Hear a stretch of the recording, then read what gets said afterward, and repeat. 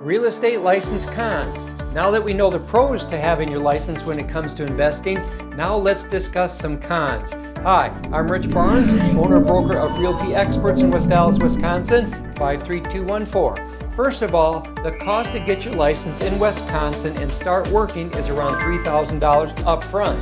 Classes run about $300 to $500 depending on if you take it online or in person, and you have to pay for a background check, get fingerprinted, and apply with the Wisconsin Real Estate Commission.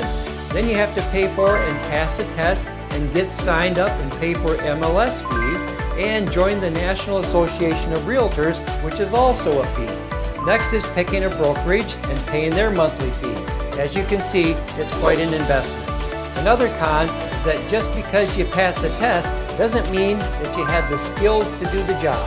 The state test is largely legal information and doesn't give you real-world working knowledge of the industry.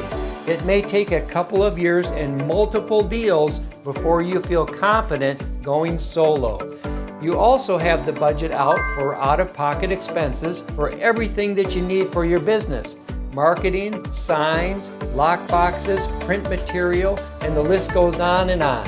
Everything you do regarding your real estate practice is out of your pocket. In the grand scheme, most investors are better off sticking to one or the other, finding a good qualified real estate agent that they can add to their team of professionals.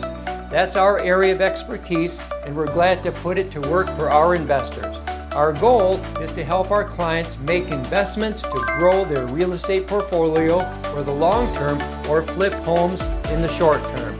Again, this is Rich Barnes with the Realty Experts, and as always, you can rely on Rich.com. And thank you for following this two-part series, and you have a great day.